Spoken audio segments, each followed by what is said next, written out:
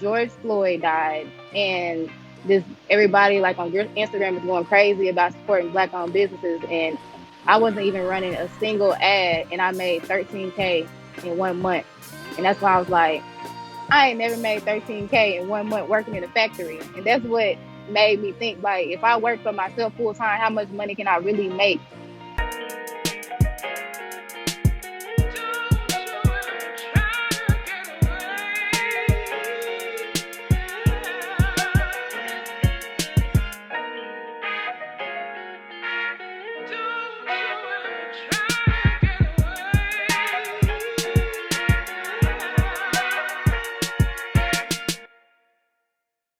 What's going on, world, and welcome back to the Pursuit of the Good Life podcast, your favorite podcast that helps you grow both personally and professionally.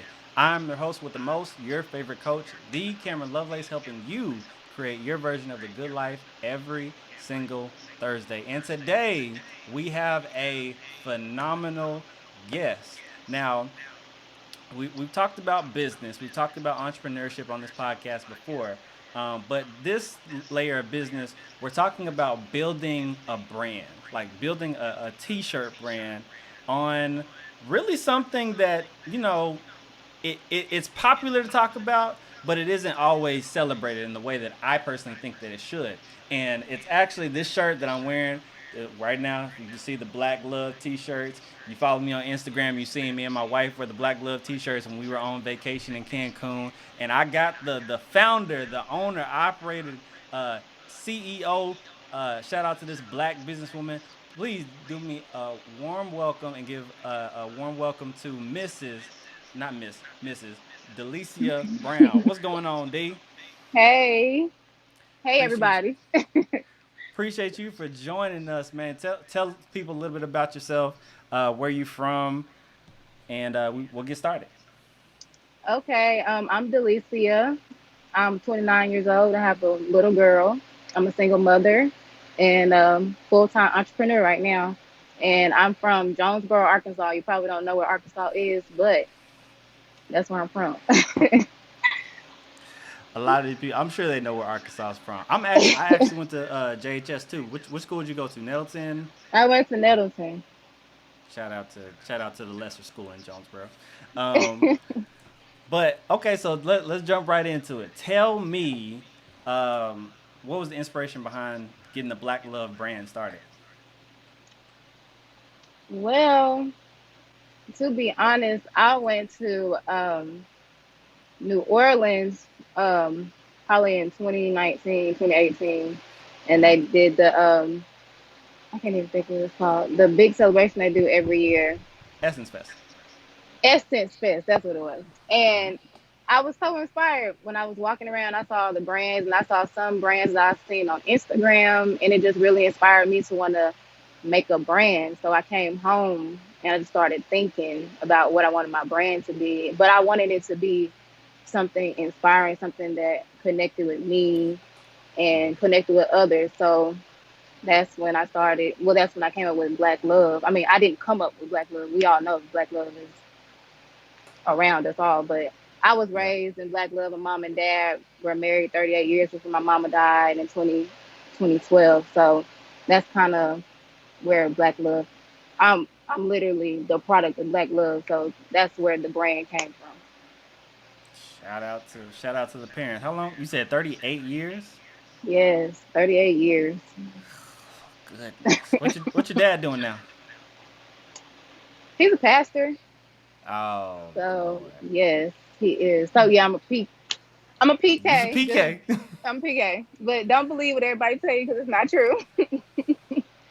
But yes, my dad's a pastor and he works in the community. He's from Newport, so he works a lot in his community. His church is in Newport, Arkansas. So gotcha. Cool. So before we get into like the building of the brand, tell me a little bit like about like the before. Like what were you doing before? Like were you working at Walmart? Because I know there's not much to do in Jonesboro. Were you working at the Nestle factory? Did you go to Arkansas State? Like what was your journey like before? So I was working. I've been working in factories since I was 18 years old. since I graduated high school. I did go to A-State for graphic design, but I did not finish. It's something I always was good at, and when I started doing it, I just kind of got bored with it. And then I really started working in the factories, and I started making that money, and that's what really happened. And I kind of got stuck, honestly. And I always tell everybody not to get stuck in the factory because it's a real thing to get stuck in there. I know people that work in there that's been there for 30 years, and when I was there, they were like, "You still young, get out while you can get out." So How do people get stuck in the fact? Because I don't know nothing about that factory life. So how do people get stuck in that? Is the money really that good? I think it's the money. Like when you are young and my first job I was a waitress not a waitress, I was a hostess at Colton Steakhouse, and I was making $8. And Okay. then I went Shout to out to the Colton's. factory, right, Colton Steakhouse where I started, and I was there 4 years. But I went to the factory and I started making 13. Then I got moved up really quickly and went from 13 to 15 to 18, making $500 a week. I thought I was rich, back then. This is in what, 2012, 13? Yes. So Oh I yeah, remember, that's yeah, to me, I was making a lot of money. I right. remember I almost grossed $50,000 one year working there. So At like I 20 got years old. stuck at like 20 years old. So I kind of Oh yeah, just you got stuck. living. Yeah. I was living my best life, and I got In stuck in there Jonesboro? for Yeah. in Jonesboro. It was good for in Jonesboro. So Yeah, that's excellent. that's Okay. that's what happened. But I Okay. wanted more though.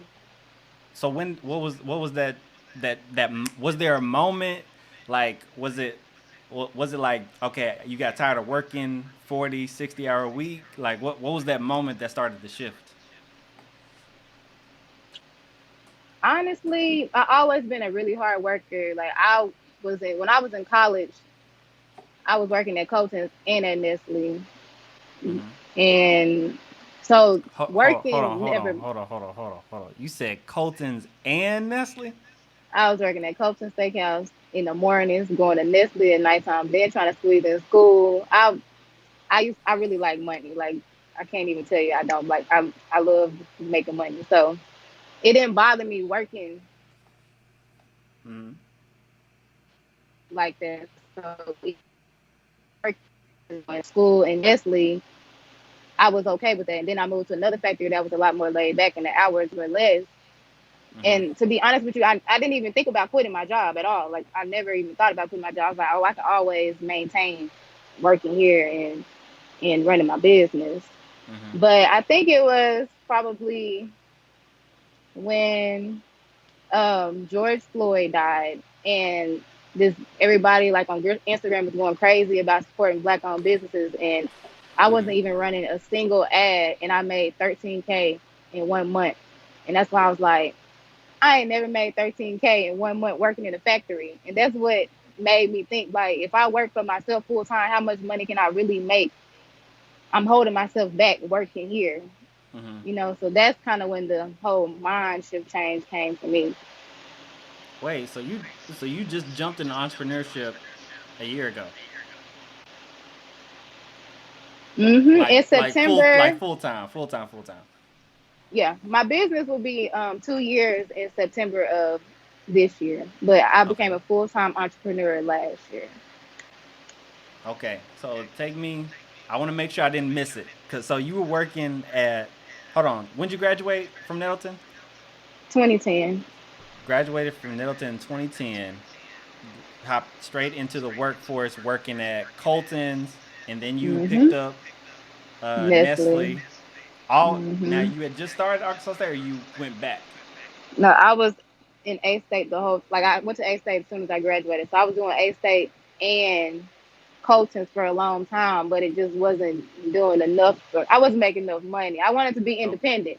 right, So I wanted my own place and I wanted all this stuff. My daddy was you telling want me, to you stay don't off got to move campus. out. Yeah, he was like, you don't got to do that. I'm like, but I want to. So that's when my older brother actually worked at Nestle and he got me on at Nestle. So that's how all that started. And what year was Nestle? 2012. 12. So So two. So I, we. I worked 2012. I worked Nestle and Colton's and with the school for almost 2 years. I So did. did you not go out to parties? Did you not have like? No, I didn't go to parties. I barely slept. My boyfriend used to be mad at me because I was always asleep. He was like, "Why are you always asleep?" I'm like, I don't. I'm sorry. You see how much that I do, like. Mm-hmm. So yeah, I barely had a social life. I barely had a relationship. I barely had any time for myself when I was doing all that. That's when I let coaches go. Like they didn't want to let me go when I worked at coaches. I worked there 4 years, so I Mm-hmm. tried. I'm really big on like I don't know. I'm really a sensitive person, so I tried my hardest to hold on, and then I was like, I can't do all this at the same time no more. Yeah, So I, that's crazy. And actually, that's yeah, actually interesting because I just heard something today that says, you know, if you are a great employee, you'll probably be great at business, at entrepreneurship, because the level of work mhm, ethic, like you show up on mhm, time, like you make sure everything right, is good for somebody else, mhm, and then when you transition to doing your own, you put that same level of work ethic into your business. It just even shows. more, Right. even So more. before we get into that, I want to make sure I'm tracking good. So from graduate 2010, we still working at Colton's, then we add in Nestle's, then we drop Colton's. When did we drop out of school? Cuz I know at some point you was just like, "All right, I'm just going to stick with Nestle." I did. Um, I think I dropped out of school probably like in 2014, maybe. Was it 2014 or 2015? Because I had a Okay. hard decision to make. School and my work was colliding, and then Nestle wouldn't Mm. work. It wouldn't work with my school schedule. Mhm. That's what was going on, and I just was like, "Do I really want to do this, or do I really want to?" I couldn't figure out what I wanted to do, honestly, and I ended up dropping out of school because my grades were just they were Oh, yeah. going downhill, and I was spending all that money on school, and I was just like, man, I'm gonna take. I told myself I was gonna take some time off from school, and then that's what I told myself, and then I never Mhm. ended up going back. That's what really happened, honestly, with I feel school. you. Okay, cool. So we 5 years post graduation, we're making good money at Nestle. What made you say, let me try t-shirts?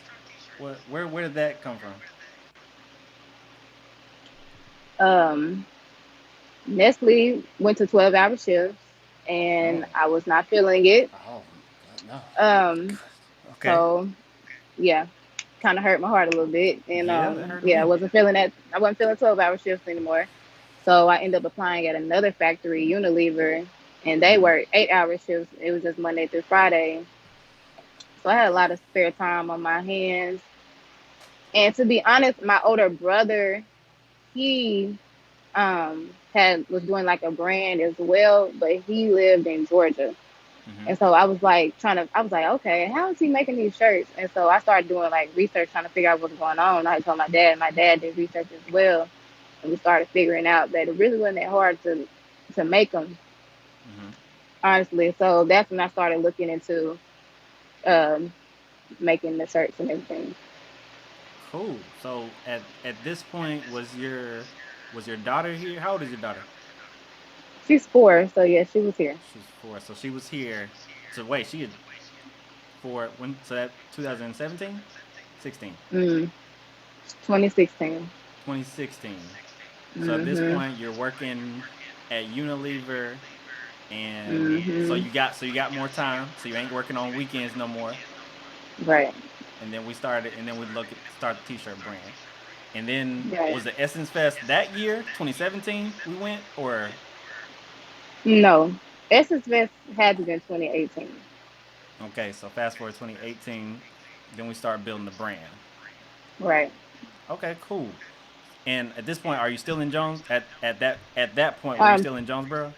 I'm still in Jonesboro because before I even started my brand, I had another business. It was a clothing boutique, but it didn't last very long because I wasn't very passionate about it. But I was doing my clothing brand boutique right before I went to Essence, Mm-hmm. honestly. And I was going like to some of the women that I aspire to be like. going to their booths and going to like their stores, and I was talking to them and taking pictures with them. But it's like once I actually got into the SSS, I actually started walking around and I started like seeing the brand and stuff. I was like, I want a brand. I don't want to sell wholesale clothes. I don't want to do that. I feel like it wasn't very not nothing against anyone that does it, but for me, I'm like a really creative person. So to me, it wasn't that creative. I wanted to put my creativity into the business. So I was like, I don't think I want to sell boutique clothes anymore. I think I want to create a brand. So what was So what? So wait, you said you were doing wholesale. What is like again? I'm not in the t-shirt world, so right. help catch me up. I had like a clothing boutique. So like women that have the boutiques with the Yes. all the that's what I was doing. So basically you buy clothes wholesale and then you resell them at a higher price to make a profit off of it. That's what you do when you do unless they're making them custom made. But I was just buying them wholesale and then reselling them like a lot of boutiques do. Mm-hmm. But it just wasn't something I was very passionate about, and I feel like that's why I didn't last very long. Mm-hmm. And I was actually running the boutique and Blk Luv at the same time at first, but I was putting so much effort and time into Blk Luv, like my other business just started taking. It didn't get my other business didn't give me love, so I ended up just shutting that business down so I could put all of my effort, all my time into Blk Luv because I was also working as well, and I have a child. So Mm-hmm. yeah, Gotcha. So let me ask you now. This might be a little personal. You tell. go ahead. What was? Do you have any experience? Because I mean, you said you have a daughter, so Right. I'm pretty sure. Well, I'm not gonna say pretty sure. Did you adopt the daughter, or is she yours? She's not adopted. She's mine. All right, she's yours. So that means you know a little bit She's about mine. Blk Luv. Man, Was the brand like a little inspired by your personal touch? She said, no, no, no. I'll just be 100% honest. Like, for I sure. really don't. I don't like talking about it, honestly, but my daughter, she didn't come about like how I came about. She wasn't really a product of her parents being in love, honestly. Mm, My daughter was not. mm-hmm, So, no. But I know there's so many other people in the world that are like me that mm-hmm, understand where I'm coming from. So that's kind of where like a lot of the designs come from in my personal brand. Like Blk Luv is self love and mm-hmm. things like that. Because even though I may not have what my mom and dad have, I still believe in Blk Luv strongly. Like I don't like my child's father doesn't really help me. But that doesn't mean that I write off all black men just because my child's father doesn't help me. Mm-hmm. So that's kind of one of the reasons why I did make my brand because I want other people to just to to understand like I'm where you are. I understand where you come from. I understand people don't think I understand because they think oh her mama like when I grew up you came from a two-parent household you got the same name as your daddy and your mama and I'm like Mm-hmm. yeah. But when I was young, I didn't understand that wasn't a norm back then. Yeah. Like I didn't understand that. So when people would ask me that, I didn't really get it. So people kind of don't really understand Blk Luv. A lot of people don't, but it's so many people that do understand it. So that's why I kind of built my brand for an awareness. Like Blk Luv it's a beautiful thing. Like it really is. Even if you don't have it, it doesn't mean you never gonna have it. It doesn't Mm-hmm. mean that you don't have to believe in it just because you don't have it. Because honestly, right now, I don't have it right now. But that's not stopping me from pushing a message for others. Mm-hmm. You know, And let's like what I take from that is that it's deeper than just love between two people. Like it it is. it's like Blk Luv is deeper than like relational. Like it can be It like your self love. It can be loving your like you look. You just said your most of your inspiration comes from loving your child. right. And that's So kind of like what. That's why I make so many memes. I make so many different shirts because I don't want people to just think. When I first started my brand, people would literally tell me, "I'm gonna buy a shirt from you when I get in a relationship." I'm like, no. That's why I started making other shirts. When I first started my brand, uh, the crazy thing about when I first started my brand, I could not sell a Blk Luv shirt. Like it was hard. to sell it, and that was the name of the company. People was buying everything else but. So I was like, okay. I made Marco Melon. I made the Africa shirt. The Africa shirt was one of the biggest selling shirts at first in the Marco Melon. And then I had the Black Culture Forever trend, and that was selling really well as well. But I was like, no, I'm glad that I can reel y'all in with these, but I have something that I need to tell y'all. So that's when I started pushing Blk Luv more. And now, almost 2 years, like Blk Luv is the top seller now. But when I first started, I could not sell it.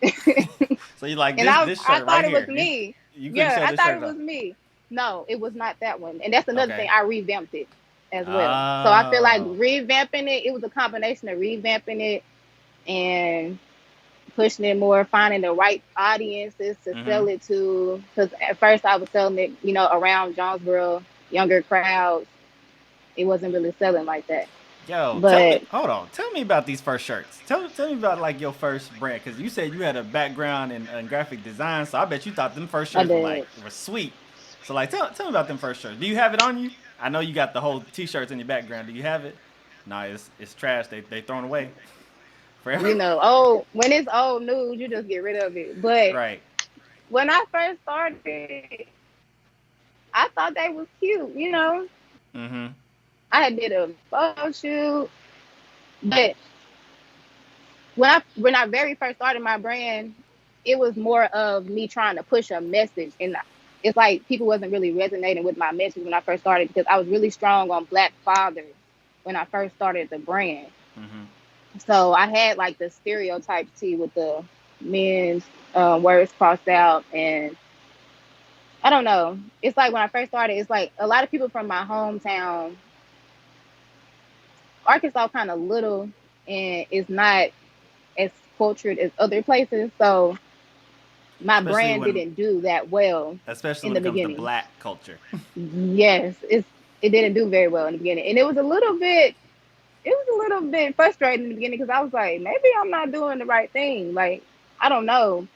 But it's like when I started doing pop-up shops and stuff like that, and really when I went to Little Rock, and I did a pop-up shop in Little Rock, and I sold a lot, and I was like, whoa, because I couldn't sell like that in Jonesboro. But when I went to Little Rock, people was like, I ain't never seen no brand that got all Black shirts. Like, ooh, I like this. People just buying, and I was like, okay, maybe, maybe it's not what I think it is. So I don't know. I feel like sometimes in the beginning, a brand is a little discouraging, because sometimes people don't understand what you're trying to say, or people don't see your vision, or they don't. A lot of times it's sad, but a lot of people don't really buy stuff until it does get popular. Then everybody want to buy it. So in the beginning, I always tell people, do not give up in the beginning, because that's the hardest time for business owners, in the very beginning. So if I would have gave up in the very beginning, then Blk Luv wouldn't be here. Man, say that. What if I could show you exactly what's holding you back from reaching your greatest potential? What if I could help you see the most effective areas in your life that you should be spending the most time in, instead of wasting it in all these other areas? What if I could help make your most intimate relationships even better? Would that interest you? Well then, my friend, I would like to welcome you into the jungle. The W2J program is designed to help you grow not just professionally, but personally as well. You're not only going to get a customized 22-page report that's going to show you what animal you are, your secret superpower, your weaknesses, your ideal environment to be most effective, communication style. It's going to show you it all, but I'm going to spend an hour with you so that you can implement it into your life immediately. So what are you waiting for? Click the link below this video, go to the website, and schedule your assessment and your appointment today. And now, back to the show. So, but what I'm hearing also you say is that it sounds like you have to find your audience, because like I know I grew up in Jonesboro, and I know that when you're going through school, it doesn't feel like the ratio. It feels like the ratio is kind of like even between like white, black. But then when you become an adult, you realize that it's like, there's a lot more white people here than we think there are. Not as many Black people. And it sounds like when you went to Little Rock, like you learned, okay, sometimes I have to go to my audience. So how did you take that lesson and like start to grow your business?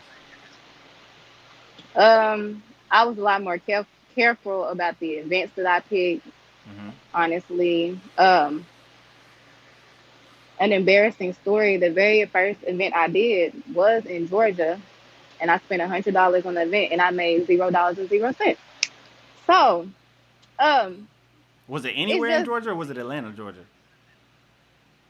it was in Atlanta, Georgia, but it was the type of an event that I was at. Tell me about the I event. didn't know.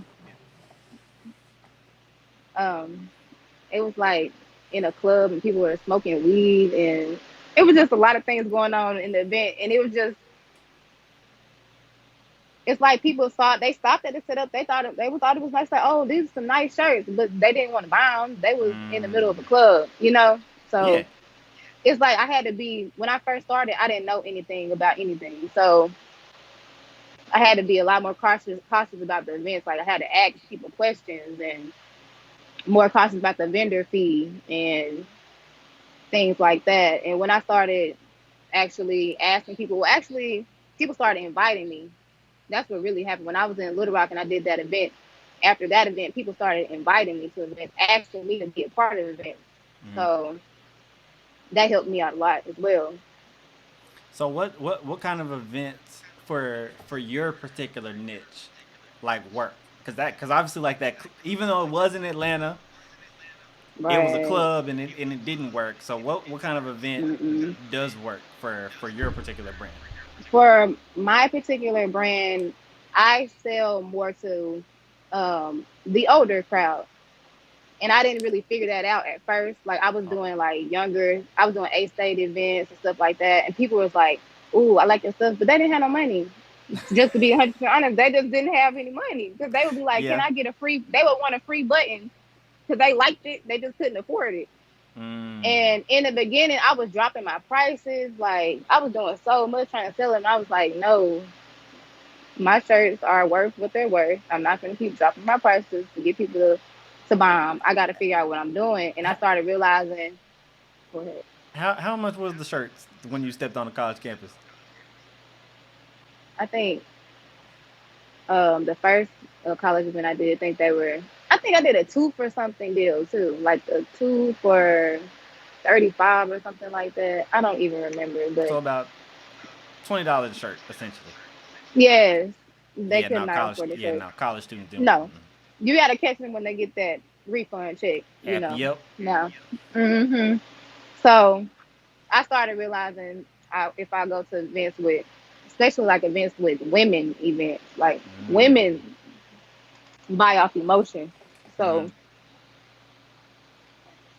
I realized if I go to an event that I know is going to be women there older, especially like, and I'm not talking about old, or I'm just talking about older, like 20s, mid 20s, late 20s, and older. I do very good at events like that, but that was something that I had to learn over time. How long? So if we started in 2017, how long did it take you to learn that?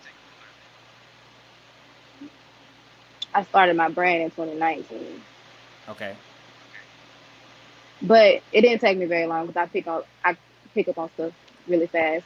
got you. So I probably like after my second or third event is really when I picked up on what was going on. And I had to realize it was certain things that sell as well. I have shirts that sell online good but don't sell in person good. I don't know why, but it Mm-hmm. was things that I had to figure out.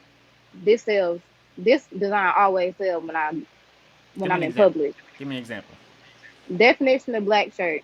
If I take that to a pop-up shop, it always sells every time. Mm-hmm. Every time. Actually, when I did the event in Little Rock for Juneteenth, it sold out. So it's shirts I had to learn. But the shirt you have on, Yep. that does not sell well in In person. person? Really? No, it does not. It does not. Mm-hmm. It doesn't matter if it's younger or older. It just does not sell. Some people be like, "What does that mean?" And Okay, let me split the so screen so people can see it. So you're talking about this shirt that says that shirt. BLKLU with a heart.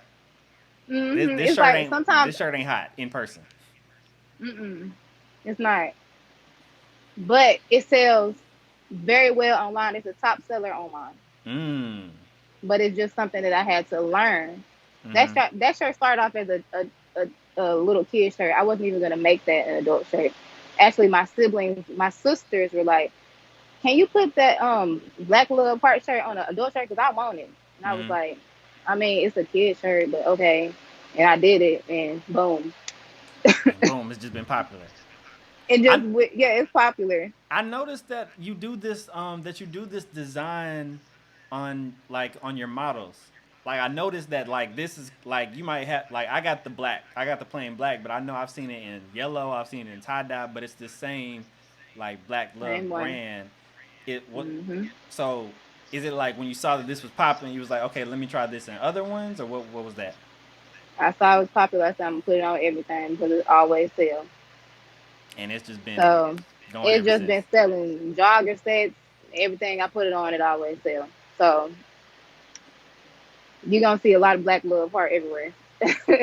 Boom, I like that.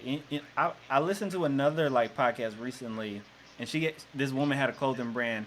She said that she models it intentionally to like show people how to wear her shirts. Do you kind of have that strategy too? Like when you have, because I don't even think I've seen you on the Blk Luv You page. got- there you go. This is what people don't know about me. I'm actually shy. So Really? I've always been a very shy person. This is my very first online interview, everyone. So I'm Okay. very shy. And when I started my brand, I was like, I don't want to be the face of the brand. I Mm. don't. When I very first started it, I like people that's been there from day one that started. It was me Mm-hmm. modeling the actual shirts, and I was so tired of doing it. And I was like, I don't want to be the face of my brand. I don't. So I went to people that I knew and asked them to start modeling for me. Mm-hmm. And the funny thing about it is, one of my homeboys, Jay Reed, when people thought it was his brand. People. Yeah, they thought it was his brand because he was one of the models. I know him for so long. He's one of the models that's been with my brand since almost the beginning. Is So he he still was on in there now? almost every photo. Yeah, even I'm not gonna talk about him about how he missed the last two shoots. He Hold on. knows. But anyways, I'm yes, just trying to I'm just trying to look. I'm looking on the Instagram now. I'm trying to see if I can he's pick the him out. one that have the like the dreads.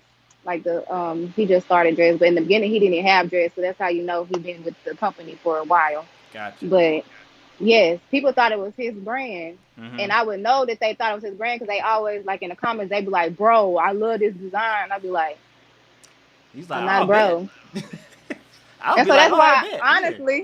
honestly, that's why I started posting like memes, be like, "Blk Luv apparel is owned by a black woman." Because I'm like, Ah. just to let everybody know, Mm-hmm. it's me, a woman. So I started like posting Blk Luv apparel is owned by a black woman. I like post a picture and Mm-hmm. everything. But honestly, I don't care about being the face of the brand. So I'm rarely on the page, to be honest. I man, that's a that's an interesting because people that are our age, like typically want to be the face of the brand, but That's he not was me. like, I'm very humble. I'm a humble person. I always been kind of like to myself, kind of an introvert. So I was like, you know what? I don't have to be the face of my brand. you good on that. I'm good on that. Gotcha, But gotcha. if somebody want to know, then I'm gonna let them know. It's me. Hey, boom, it's me. If you want to peep me in It's the me. magazine, you I want to own put me it. on a podcast. All right, bet. Let's Yeah. go. Then it's me. Yes. Cool. All right. So tell me about when, like, you said, because when George Floyd died, RIP, um, that's when, like, a lot of, like, there was a spike. And Mm. you know what I noticed in like the clients that I work with is that you want to make sure that those spikes are not just outliers. Like you want to make sure that you try to duplicate it or try to continue like that momentum so it isn't just like a 1 month thing. So how did you take like that momentum Hmm. and push yourself in a position where you can do it full time? What was that like? Um.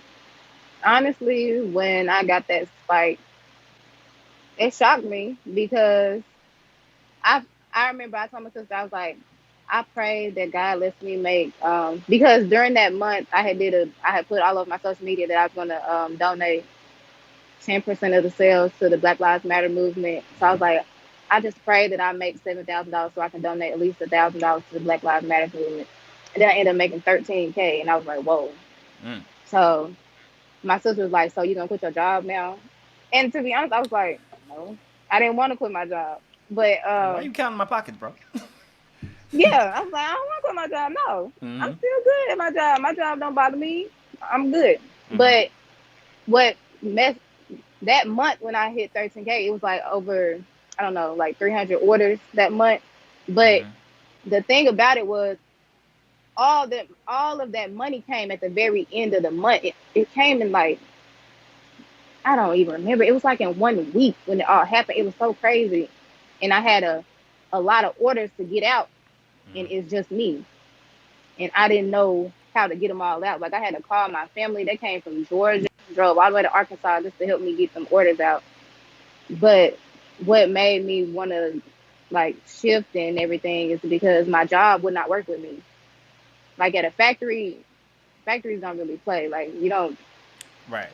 they don't play around with the schedule and everything. So, I don't know. So I when you don't, I say don't, like, so when you say they didn't want to work with you, what was you asking? Was you asking like, hey, can I come in later? Can I get a? What was you asking for? I was basically like, I was trying to get time off, but I was on a new line, and I was basically like on a line that I started up on the line, and I was working on a machine. And so it was I was like kind of an important asset to the line. So they didn't want to give me my time Mm-hmm. because they needed me, but I Mm-hmm. needed to do something else. That's what they didn't fail to realize. It's like they kept pushing me because they needed me. Mm-hmm. Yo, like that. That's funny that you say that because I've heard that the time to transition to full time entrepreneurship is when your main job is hindering you from making more money over here. Hmm. So you And was that's trying to, basically what happened with me. because you was trying to. I'm guessing you were trying to provide excellent service to make sure that, hey, if I'm getting, because like that $13,000 a month, was it like $200-300, 200-300 shirts? What? How many shirts was that? Oh, I don't even remember because it was 300 plus orders. So, and it was it was orders that had way more than one shirt in them. Right. So we got So I don't 300 even remember. I don't shirts. even remember how many pieces. I don't even know how many pieces we did. But it was the fact that my Mm, family doesn't know anything about what I do. So they were trying to do things for me while I was at work. But I'm kind of like really, I like things done perfect. I like things done my way. And I like to oversee everything so I can know everything's going perfect. So mm-hmm. they couldn't really do much when I wasn't there. And so my job was really holding me back from not getting my orders out. It was taking like 2 and 3 weeks to get the orders out. And I was like, this is not acceptable. Mm-hmm. It's not acceptable at all. And then, that was COVID and everything else that was going on at that time. That's when COVID had just like hit, and it was Right. hard to get stuff it was a mess. It was bad. Man. So hold on. That was in the middle of COVID. So how did you survive the pandemic? Because you said you went full time in that year I did. I went full time that year during COVID. when the But to economy be was 100, bad. when the economy was bad, but to be 100% honest, I did it because I moved out of my townhouse. Okay. Um, I ended up moving to Georgia. After I quit my job, I ended up moving to Georgia with my older sister. Mm-hmm. So that took my a lot of my bills down and Okay. had a lot more help with my daughter. So that's kind of how I ended up surviving COVID. Oh, you Honestly, you you cut that daycare bill.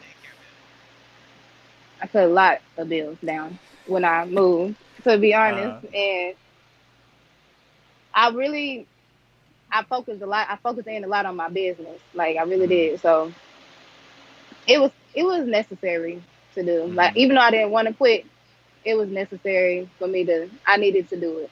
To be honest. But what made you say like, yo, I'm gonna do this? Because a lot of people don't want to give up that independence. They don't want to move in with their sister. They don't want to move in back home. They don't want to cut back them bills. They like I like my car too much. I like my apartment too. I like my space too much to sacrifice. So Right. what Because kept that's you? me. Yeah. So what was that? What made you say, you know what, I'm gonna do this? I think it was just my family. Like they just had a lot of talks to me about, do you know how much you could be doing if you was doing your business full time, and you know how much more time you would have, like have with your have how much more time you have with your daughter, because when you running a business full time and then you working full time, Mm-hmm.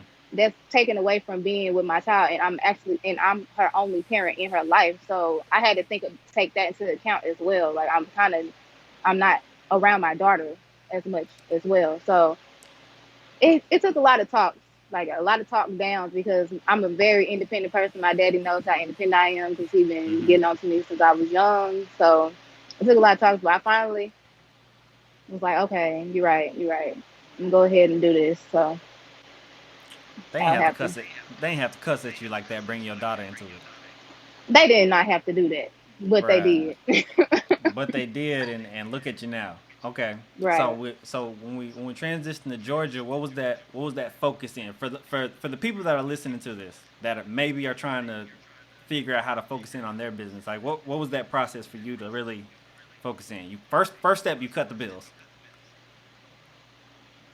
I did. Um, to be honest, moving here, moving to Georgia, um, I didn't drew a whole blank. What was the question? I'm sorry. I got you. You've I'm been so you, you've been sorry. filling orders all day. I'm sure. So I I said, have. what was like your process of like focusing in? Like, cause some people say if I can just focus, I can move the needle in my business. So what was that process for you when you moved to Georgia? Uh, I was I was pretty much already focused before I moved down here, but Mm, for me, I always wanted a better life for me and my child. So that's always been how I get. That's always been a focus for me. So my main focus was I didn't want to go back to my factory job. So honestly, when I moved down here, I started working on ads, Facebook ads. So I watched a lot of mm, podcasts. Man, I watch free ones at first. mm-hmm, I watched a lot of free podcasts. I watched everything I can get for free on YouTube, mm-hmm, on Instagram, and then I started getting some of the paid ones. So that's kind of like how I ended up taking my brand to another level. Because I'm not gonna lie, like when I got the 13K month, that next month it it went back down. mm-hmm, So I was like, how I'm gonna keep this up? mm-hmm, So I started looking more into Facebook ads. mm-hmm. So, Man, so you invested in the business. So you saying that you cut the bills so that you can put that money into the business. hmm but this is something. I mean, I don't know how other people run their business, but when I started my business, I was still working. Mm-hmm, So I didn't pay myself. I didn't take a dime out of my business money. mm-hmm, Everything that was business, everything was always separate. I had a business bank account, I had a personal bank account. Everything that had to do with the business came out the business account. I kept everything in the business account. I didn't take any money out the account when I made that 13K. That all went into that business account. So when I moved to Georgia and I quit my job, I had to do a whole shift, because I was like, whoa, I can't just keep all the money in the business account no more, because how I'm gonna live. So I really had to learn how to budget right. a lot. And people don't like when that's why I tell everybody, like, don't just quit your job until you know that you don't quit until you know that you're ready, until your business is making X amount of sales consistently. Because Mm-hmm. if you do, it's that's when people get to that point where they feel like they got to shut their business down. Yo, people got that quit my job spirit strong these days though. They do, and manifesting and quitting my job, and I believe like manifesting, yes, and praying. I pray too, but at the same time, if you're only making $1,000 in your job, don't just quit. I mean, on your business, don't quit because you think, oh, I can make more money. I can make the X amount of money just if I go full time in my business. That's not always necessarily true. So I always tell people, don't quit until you making a consistent amount of sales, because your sales go up and down and up and down. Right. I sell a lot. My sales are a lot higher in the winter than they are in the summer because jogger sets cost a lot more money than the t-shirt. So, So did you learn? Has it been different year to year, or did it take you 2 years to figure out? Okay, wintertime, I need to shift from t-shirts to joggers. Well, no, you said you kind of started t-shirts way back in 2016, but then like with the brand, you learned t-shirts, then joggers, then hold on. Let me get ahead of myself. What all do you sell? Because I know you sell t-shirts. What all you got in your inventory? I see the warehouse in the background. So what we working with? T-shirts. T-shirts, hoodies, socks, jogger sets.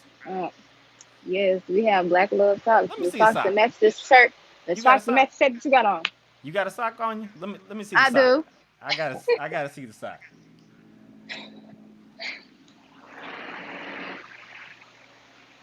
The sock okay. But of course, I get these from somebody else. But yes, I sell hats. I actually ran out. I gotta get some more. But I think that's it. Man, so basically like not like urban wear, but t-shirts, hoodies, hats, socks. If it's casual, you can wear it. You can wear it, right? Okay. So did you learn unisex clothing? When did you start expanding from just t-shirts to the other stuff, apparel? I think I didn't do that until last year, wintertime, because I didn't do it because I always sold the t-shirts, and then and then I sold hoodies as well. But then my customers, like, you have to listen to your customers, they started asking me like, you don't have no joggers? You don't got no jogger sets? And I'm like, no. Let me get on the computer and find some jogger sets. Like, almost everything I do is because people ask me, you don't have no hats? Man, I'd love to have a hat to match this shirt. And I'm like, okay, if people love to have a hat to match shirt, let me get some shirts. Let me get some socks. So I really listen to my customers. I listen to them about colors, about everything. So they really drive me to do everything I do with my business. How do you what do you do to get that feedback? Just random emails, or like what? Like, because that connection with your community and customer base, that's really important. So how do you connect? Literally, I can post something on Instagram and people would just comment under it and be like, or I have like the little thing on the website where you can message me, and people were messaging me on my website asking, do you have joggers? And I'm like, no, I don't, but I can get some very soon. So that's when I started looking into getting the joggers and everything. Did it take you a long time to get the joggers? I get on stuff pretty quickly. So was that quick? Yeah. And that. But it kind of paid off that I knew about wholesale before I started and everything with my other business. So I kind of knew about how to get other items other than t-shirts because of previous knowledge in my other business, honestly. Yo, that's big, because it's important that people hear that, because sometimes it's not the first thing that you do that is like the successful thing, but the knowledge from the first thing can help you down the line with the second, the third, the fourth thing, because you already have the experience. Right. Boy, that's huge. Okay. I know I'm getting all in your bit. Am I getting too personal? I know I'm asking a lot of deep, personal, behind the scenes questions. No, you're fine. All right, cool. So, on a scale of like, is it easier to be a business owner, or is it easier just to sit back and be just a general employee working at a factory? It's easier to work in a general factory as an employee. But is it more rewarding? I will tell you that. But it's way more rewarding owning a business. I say that because when you own a business, you everybody. Like, I'm the social media person. I'm the CEO. I make the clothes. Mm-hmm. I'm the customer service. I'm the person at the pop-up shops. Like, I'm everything. So when you work at a job, most time you have one thing you do. Well, when you work in the factory, you have one task. You do that one task every night, and you go home. Mm-hmm. And I feel like sometimes I work more on my own business than I work when I did work at the factory 8 hours. I feel like sometimes I put in more than 8 hours working for myself. Mm-hmm. So that's why you really do like lazy. I don't think a lazy person can run a business. I really stand on that because if you don't like to work, you cannot run a business because you're gonna work 10 times more when you work for yourself. Mm. Okay, all right. Hey, tell the people something. Tell them that it's not for the Man, lazy, not for the faint of it, heart. it's not it's not for the lazy. It's not for the weak. It's not for the people that don't believe. Like Mm-hmm. it's so many times that I've been frustrated. Like, man, like, because it's literally up and down every month. I'll be 100% honest. Every month it's not the same. You're not always gonna make the same amount that you make last Mm-hmm. month, the next month. That's why you gotta save. Don't just because you have a big month, don't spend all that money from the big month because you don't know what next month gonna be like. Mm. So it it's just don't look at your daily sales. Don't do that because literally it's days where you can make I'd have made $0 and 0 cents. And it's days I'd have made over 1,000. So Yeah. you gotta look at the big picture. You Mm-hmm. have to you just have to I don't know. You have to believe in yourself and never Yeah. give up. So I'm a huge believer that before you can have like professional success, like whether it's in your business or in your career, like you have to have a personal, like a personal change, like something within you personally has to grow in order for you to be able to handle being the accountant, the social media manager, the shipping person, to be able to handle like it takes something personal to make that switch and to be able to grow in that professional sense. It do. what was that personal change for you that you had to learn? Um to be 100% honest, when I first started my brand, I was in a relationship Mm-hmm. with a guy that I had I known since high school, but we Okay. hadn't dated since high school or whatever. So it was our second time dating. And I kind of got really wrapped up in him. And I was kind of, I wasn't as focused on my business. So and of course, like, that's why I always tell people, like, 4 months into me starting Blk Luv, my Blk Luv and I broke up. And at first, like, it was hard. It was hard for me to get up every day trying to push Blk Luv when I didn't feel no love, like I didn't feel love at all. But I think that it was necessary because it pushed me. Like, I was really, I was really focused in on him. I was focused on me too, but I was more focused on him as well. So when we ended up breaking up and I finally, got myself out of that mood and got myself back together, like, I Mm-hmm. think that's when the whole shift came for me. Like, and I was able to focus in more on my business and actually push Blk Luv. So And yeah, shout out to the Buster and help pushing you to focus more on your business instead of on his weak self. Shout out to him. man. Um, you you you done dropped a lot of like. So when I went on social media, I did this and how did you learn how to like grow your social media to where it is now? I I don't know. People always ask me that. Like, they're like, "What did you do to get 16K followers?" I'm like, I don't know. I don't know how it happened. It just started. My social media literally just started growing. Mm-hmm. But honestly, I think it had a lot to do with me running ads, because running ads, you do gain a lot of followers that way. Mm-hmm. And then it was a point where, like, the George Floyd and all this stuff happened, and people were really pushing black owned businesses, Mm-hmm. and they were tagging me in a lot of things, and like my followers just started growing and growing and growing.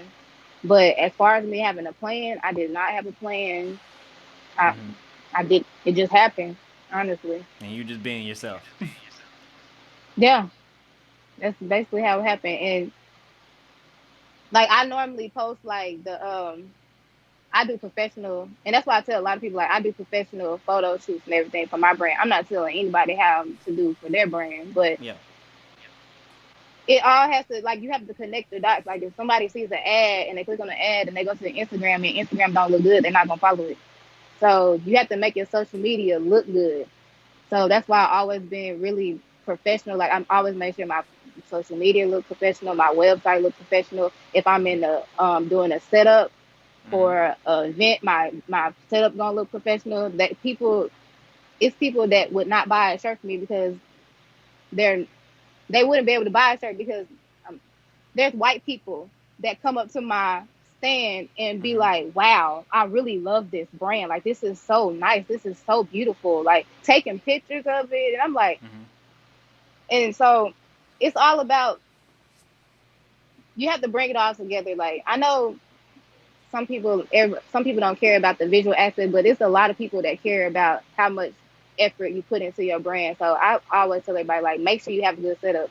Make sure your social media looks good. Don't just throw it together. Make sure your website looks good. If you don't know how to make your website look good, ask somebody, pay somebody. I just so happen to know about it because I went to school for it, even though I didn't finish. So that's why. But if you don't know anybody, then you might reach out, pay somebody to do it, but make sure everything looks good because that's what brings followers in as well. Yo, you talking that talk right now because a lot of people don't want to invest in their brand. No, They don't want they to, don't. and like you said you wasn't even taking a side. Okay, we talking now, because you said you invested in taking professional shots. Did you say you did your website or you had somebody do that too? I did my own website, but on Shopify they have free things, they have paid things. The free things, they're not that good, so I had to pay for a thing. Like the free things don't optimize that well. I'll tell anybody that. That's just a gem for anybody. The free things do not optimize from web to mobile, so you might want to get a paid thing because if somebody, I don't know, if somebody clicks on your website and it doesn't optimize well, they can't even shop on it. And there's certain things about websites that you just have to know. A lot of stuff I learned from YouTube Indeed. Academy. Shout out to YouTube University, YouTube YouTube. Academy. Yes. So you telling me I can't blow up with just Canva? Go ahead. I hope you got the professional one that costs $9 a month. But I can't even do the free version. No. But Canva is really good for like your social media. I highly recommend Canva for social media. But stop being cheap and use that paid version. Yes, just get the paid version. You can get I have the paid version on Canva. I do some things on Canva. A lot of things I don't, but you got to invest. You have to invest in your business. That's why I'm saying from the beginning, don't take any money out. I know sometimes you might do a show, you might make $400, and you might, I owe myself $100. Put that back in there, and that's why people be like, I put all the money back in, and almost every time I would do an event or something that I made good money at, I would go buy something for my business.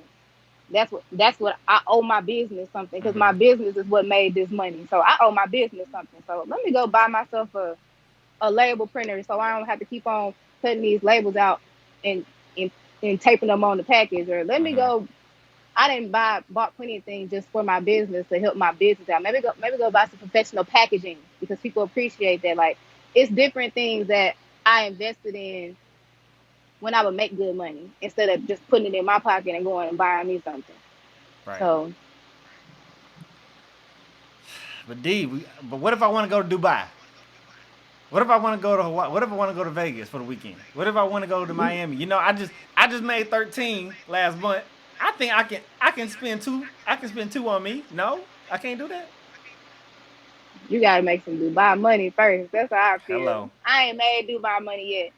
I haven't made. My goal was like, I made goals for myself. Like my goal this year was to make 100K. So I'm trying to get to my 100K. I'm not trying to go to no Dubai and all them other things. And if I did want to go to Dubai, then go do a side hustle or go get a job, like work a job if you want to. I'm not even gonna lie to you. I'm gonna be 100% honest with you. Working, like doing my business full time, I have been like man, I'm missing out. You know, I ain't been able to do this. I ain't been able to do that. I can't do things like that. And I applied for a little part-time job because I want to be able to go on little trips. I want to take my daughter on trips and stuff like that. So I'm an advocate for telling everybody, you know, to go ahead and quit your job, be your own boss, but at the same time, I feel like you do have to be making an X amount of money a month before you do that. So my sales have been up and down, up and down, up and down. It's been up and down to the point I'm like, okay, it's time for me to go back into the workforce a little bit. And to be 100% honest, I felt like I failed a little bit. Like, man, like my business is supposed to be doing, but at the same time, I'm a single mother, so I have to do what's best for me and my child. And did I fail? No. My business still gonna be as big as I want it to be, but I had to make a very hard decision to go back. So I don't know. That's why I was saying earlier, like, make sure you making X amount of money before you quit. Make sure you're not taking too much money out, because you can't get to a point where you do go broke. Like, it can happen. It can happen to anybody. I literally saw on Instagram about this business. They make the backpacks. I can't think of what the name of it is, but they were on Instagram talking about how they were going to have to shut their business down. And I was like, man, like, I don't never want to get to the point where I feel like I got to shut my business down. Like, if it gets that hard, I'm going to go back to work and I'm going to make some funds, and I'm going to keep my business going, because I don't never want my business to get to the point that it's going to get shut down. So. Man, okay. Yeah. I feel you. Okay, so before we wrap up, I just got two more questions. So the first one is, what's next for the Blk Luv brand? What's next? I know you said you hitting that, you're shooting for that 6 figures, but what's next for the Blk Luv brand moving forward? I would probably say long term, hopefully not as long, next is I want to get a kiosk in a mall to sell in person. That's a big goal of mine. Hitting 100K, also a big goal of mine. Those are probably the two biggest goals that I want to see my brand in a store somewhere. That's probably what's next to me, what I've been trying to figure out what I'm going to do next, honestly. Cool. All right, last question.